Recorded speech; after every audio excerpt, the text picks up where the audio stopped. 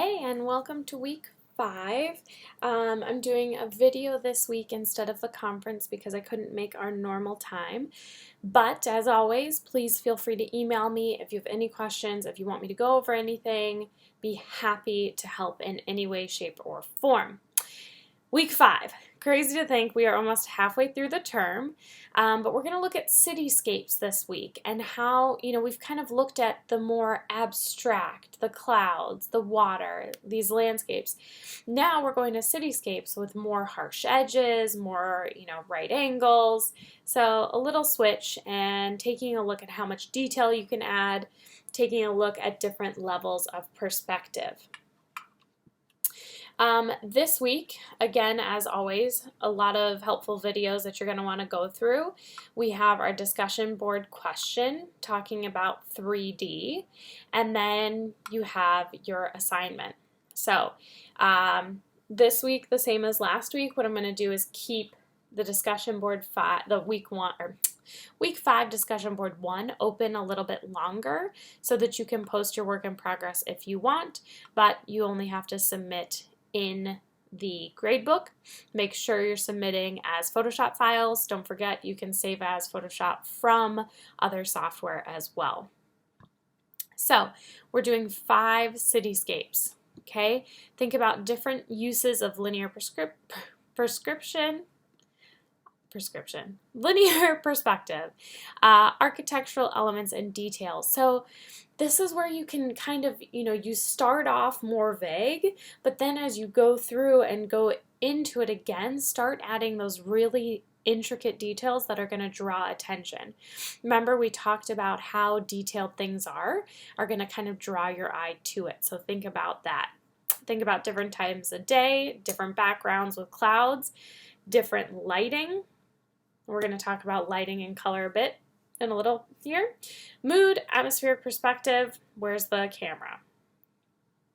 I think a lot of times we think of cityscapes from a little bit of a top-down view or from street level, but think about really getting those interesting angles. What if I were to lay down on the ground and look at the cityscape or something like that?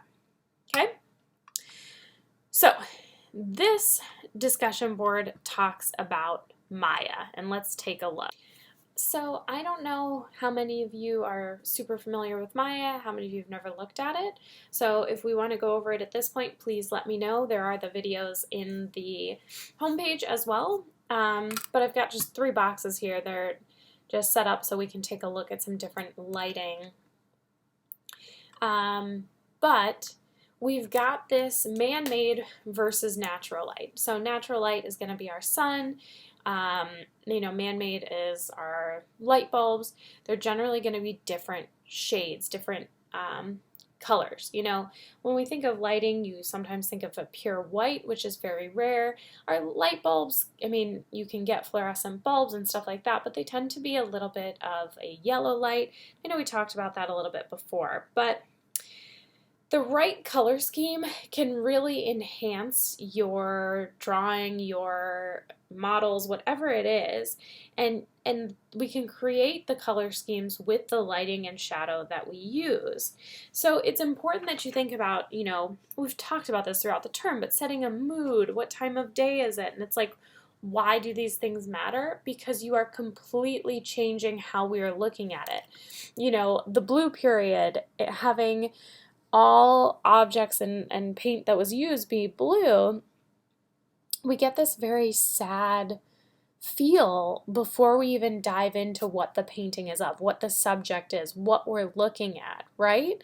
So it's important to know what colors mean and what feelings the colors give off, right?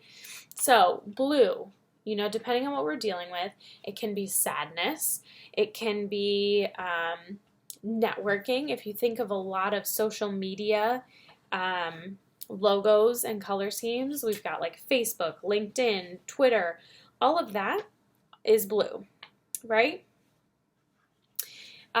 We can also think of colors in terms of warm and cool colors, right? So warm, which is generally red, orange, and yellow, you get that kind of warm feeling by those tones, sunshine kind of feel, versus cold colors, right? Blue, purple, green. Now, that doesn't mean you can't have a blue that is warm, but in general, that's how we break it down. So, for instance, red may trigger alarm because it's the color of blood and fire. People hesitate to go through a red door or push a red button. Signs with strong warnings, your exit signs, your stop signs, are red. Hot colors, sorry, I have a slight cold.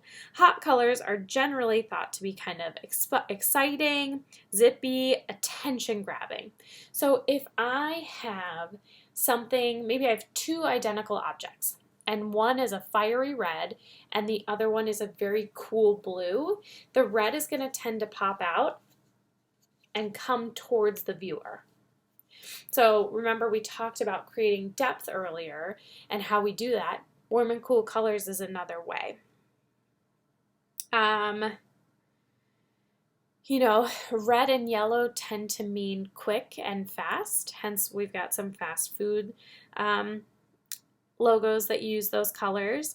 It's interesting to kind of just pay attention the next time you're driving around and different logos, different restaurants, and think, why did they use those colors? What does that mean in terms of what their business is? So yellow, for instance, it's a bright, cheerful color. So if you have a scene that's dominated by a bright yellow, your audience is going to expect a happy piece, right? So if we do this super sad, person hunched over, you don't really expect it to be this bright sunny day with, sunbeams shining onto it. Okay, so color can kind of be an overlay as well. When you're working with your pieces, especially your concept art pieces, get the main, color scheme that you think, and then you can play around with color adjustments. If you're in Photoshop, we're going to use this for something else in a second, but we have adjustment layers. So layer, new adjustment layer. We've got hue, saturation, we have vibrance, all this stuff, but you can kind of change the hue. Now, of course, you want to use it wisely, but if I'm looking at this image right here, think of the difference that we get from this like brown to the red. If I'm just looking at the sky or just looking at the rock, that can make a big difference. So you can always add adjustment layers on top if you want to change things after the fact. Going back to cool colors, blue and green are soothing and relaxing. Deeper, bolder colors, purples, are generally kind of royal, majestic. It used to be back in the day, to make purple fabric was very expensive, and so only the kings and queens would wear purple, and so it started to get this very regal feel with it, and it's kind of carried over throughout time. If your scene is bathed in blue light, it can take on a sad feeling, as I've discussed earlier, but even subtle, just little hints of blue lighting can help to create feelings in your scene of a sad or a calm feeling. Green can be very natural, very earthy, can symbolize nature, can also kind of symbolize jealousy or money. So take a look, if you haven't, at color meanings. And it's really kind of interesting to look at. And also be well aware that colors don't necessarily mean the same things from one part of the world to another. We, in the United States, a bride wears white, and typically we would wear black to a funeral. If you look at other countries, it is not always the same. Okay? So think about, again, creating depth and adding details and thinking about the color balance. So remember, we talked about color schemes last week. think about how you can balance out your highlight and your shadows to create really interesting details in your scene.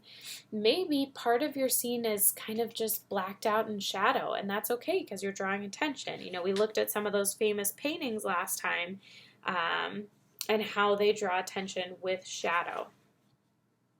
Now, if you look online, there are a lot of different actual formulas for color. So let's just do a new layer here. I'm going to delete this one. Okay. Oh, I'm not on the right layer. Here we go. So if you actually, and if you have any interest, I can share this with you, but we can click on our color here. Now, if you know RGB, this is what value of red, green, and blue. So we're working on our computer screen, which is red, green, and blue lighting. That's what makes our color. If our computer's turned off, it's black because there is 0 light being applied. If we have equal red, green, and blue light, it actually turns white. I know that's very hard to believe, but that's how we get the white, you know, spots in on our screen, is an equal mix of red, green, and blue. So if we go down here, you can actually look up. So like, let's see, a sun, direct sunlight at noon is 192 of red, 191 of green, and this is on a 0 to 255 scale, just for your information, and a 173. Okay, so now if I brush that, we have this. Let's take a look, for instance, at a partly cloudy sky. So 155, 171, 184. This is just like you can look up like Pantone colors and stuff like that.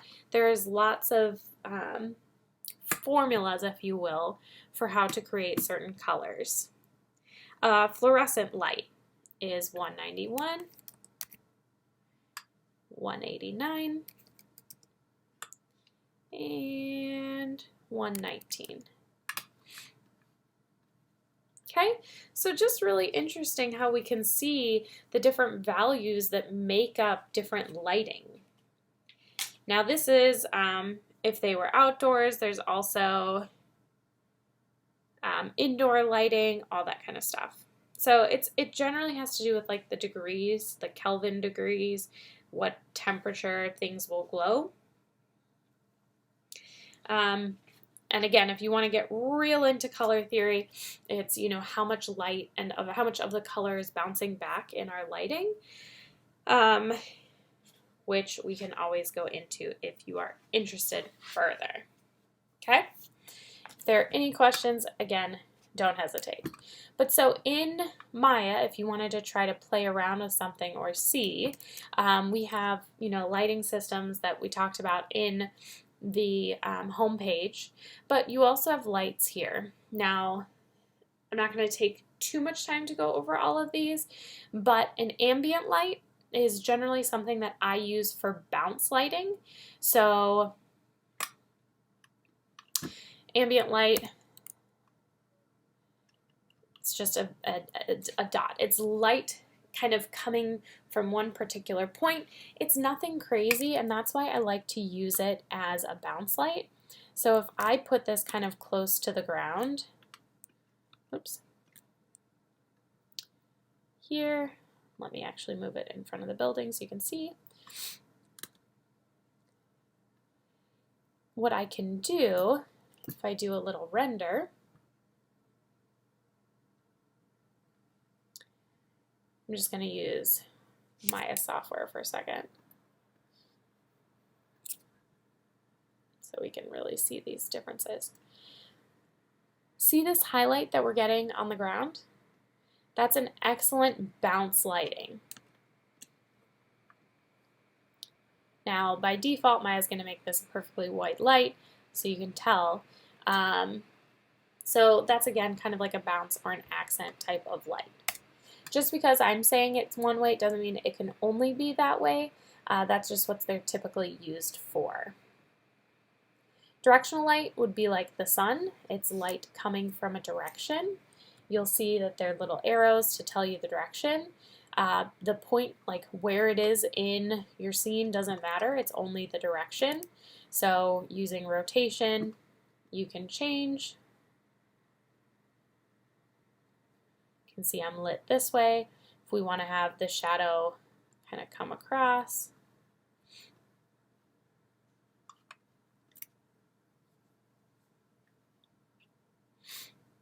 Now it's light coming from the side here. You'll notice one key thing is I don't have any shadows. That's because in Maya you have to turn them on. So we could use depth map or ray trace.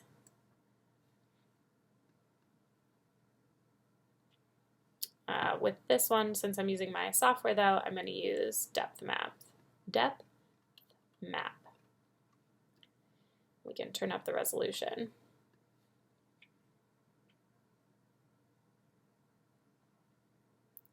Now you can see that we're casting some shadows here. Now, with here, you can click on your color. Of course, I just downloaded. Hold on one second. All right, so you can click on this.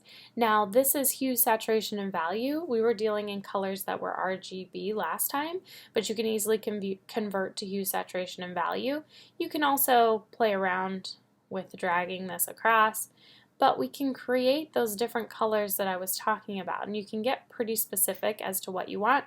If we wanted to do RGB here, you know, let's see, 189, 171, and 180.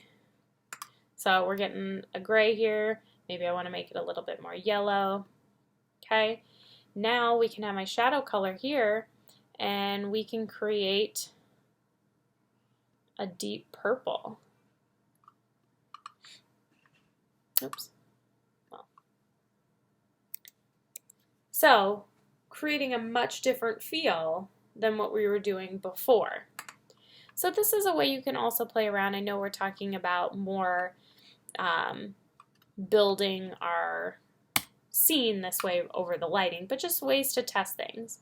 So just to finish kind of going over this, point light is light coming from a point in space. This can be considered like a light bulb. So light coming from that one little point going in all directions. It does provide a little bit of a hot spot or a highlight spot because it's coming from that point. You can see it illuminates all around. Spotlight is like a flashlight. You're creating a cone of light. You can change the penumbra and the angle. So, you know, color, let's go back to my yellow here. Cone angle, how wide do you want the light to be? Penumbra angle, how feathered, you can look over here, how feathered do you want that outside edge to be? And then your drop off is how far from that center point do you want it to start tapering off? Then shadows.